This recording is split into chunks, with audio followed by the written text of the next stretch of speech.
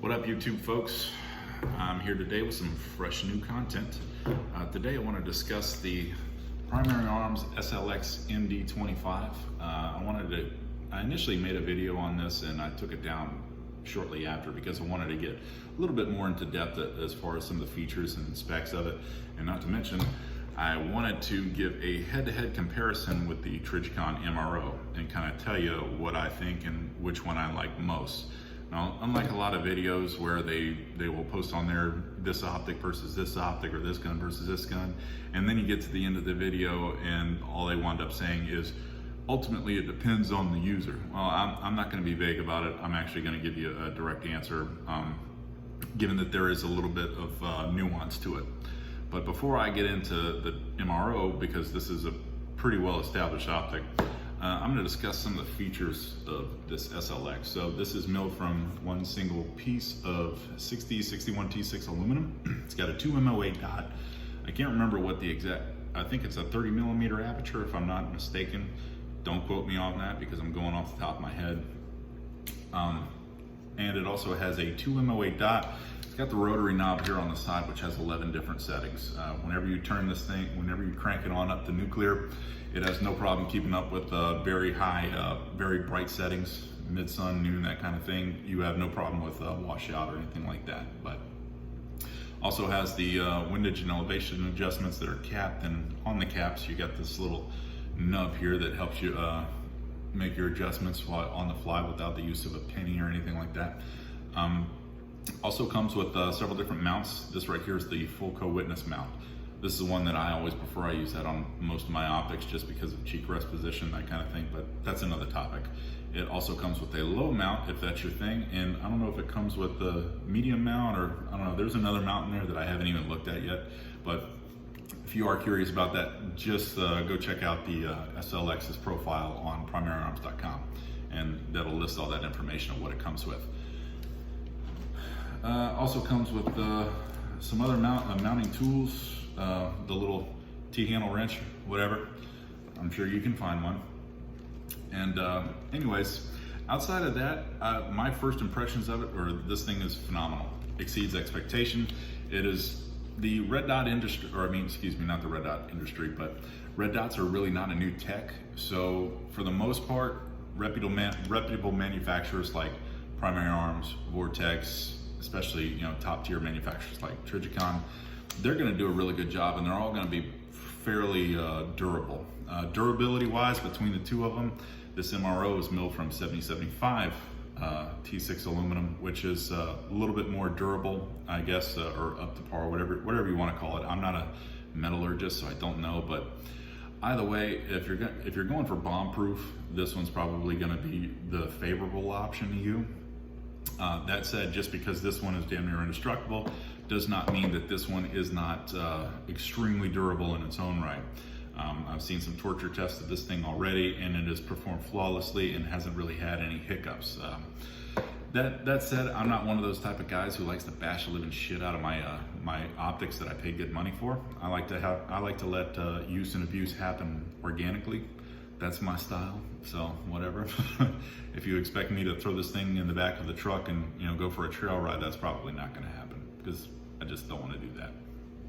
Anyway, I'm going to compare the rear aperture of both of these, and looking at it, the MRO is actually a little bit smaller. I believe that this has a 25 millimeter objective lens, if I'm not mistaken. Not 100% sure on that. Again, this is one of those little things that if you're curious about, feel free to look yourself. But as you can see there, let me get that in the frame. Let me compare those. It's going to be just a little bit bigger on the Primary Arms one. Now, the reason that I like that feature the most is because whenever I'm transitioning from target to target, I like a nice wide open field of view.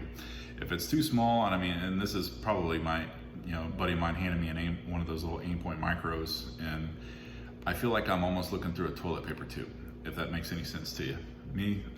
Matter of fact, EOTech is probably going to be one of my usual go-to optics for that reason alone. I just feel it just makes me a lot faster. Not everybody operates the same way though, so you do you. Just giving my opinion on it.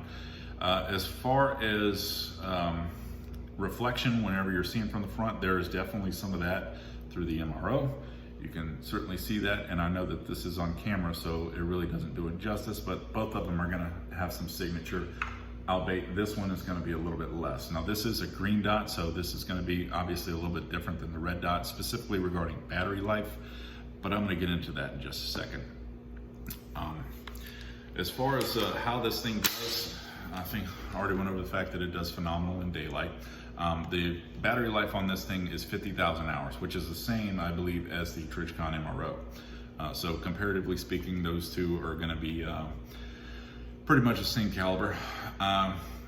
What I don't like about this, and there's really only two things, and I don't know if you would consider it a problem. To some people it's a problem, to others it isn't. So I'm just gonna tell you two things that I noticed that could have used some room for improvement. One being on the design is I wish they would have put this rotary knob on top. Now, I'm just thinking out loud here, but maybe that was specifically because of the fact that Trij MRO, or Trij, the company, notably has patents on a lot of their designs. So I'm thinking that maybe the reason they didn't do it is because it might look a little bit too close to this one. That would be my first guess, but I guess I'm just speculating. In any case, I would have preferred that they put this up here, but things being what they are, they didn't. It still works just fine, and it doesn't really interfere with target acquisition or anything like that. So not really something that I'm worried about. One thing though that is, I don't know if you would call it a problem, because it certainly isn't gonna make a difference in how I shoot with it and performance, but it's one of those things where you notice, it's noticeable enough to notice. And this was actually a problem that the MRO had whenever they first came out, and that is the inferior coating.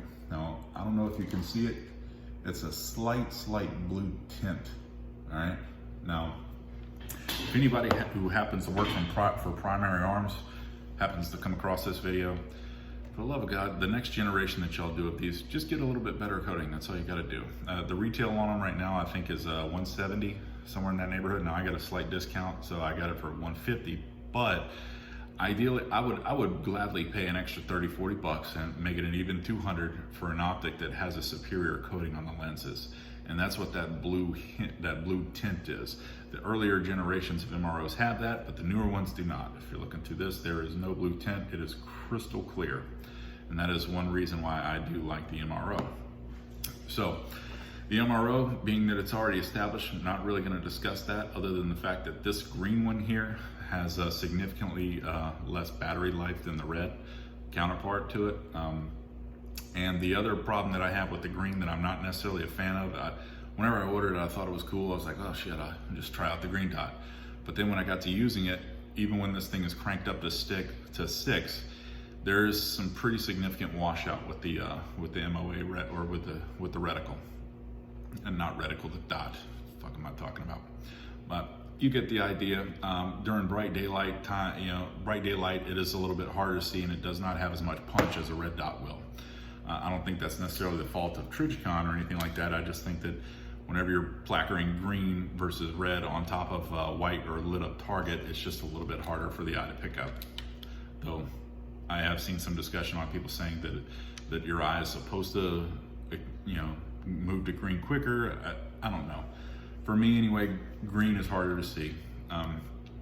So which one would I choose between this one, between the green dot and between the red dot? Money not an option. I would choose the red dot over the SLX, and I would choose the SLX over the green dot, in that order, if money was not an option. Now, if budgeting is an option, without question, I'm gonna go with this SLX right here. It's incredibly durable, meets all the features that I want, and performs well. And the this reminds me, one last thing that I want to mention is how crisp the reticle is. Both of these are damn near identical as far as the reticle crispness, and the reticle crispness on both of these is mediocre. It's really nothing special. If that's kind of what you prioritize the most, is how crisp that reticle is, because both of these reticles are 2 MOA, then you're probably going to want to go with like an aim point, because aim point is super crisp. I mean, they're just unbeatable. That's why they're number one when it comes to that specific area. But these two, reticle is more than crisp, and being that it's 2 MOA and it's particularly used for close quarter combat shooting, you're not gonna have any problems with that. The only people who are gonna get fouled up with that are people who have OCD. So anyway, again, between the two of them, money not an option. I would rank it Trij Red Dot being number 1, SLX MD25 being number 2, and I would certainly rank this being number 3 because it was just less than impressive. Money, being on a little bit of a budget, or perhaps you have some other projects in line, I'd go with this. I really would. It is money well spent. The one single improvement though that they could definitely do is just use a little bit better coating on it. So that's my thoughts on it. If you got any questions on how either one of these performs, just let me know in the comments. I'm usually pretty responsive and I'll get back to you pretty quick. But thanks for watching, and y'all take it easy.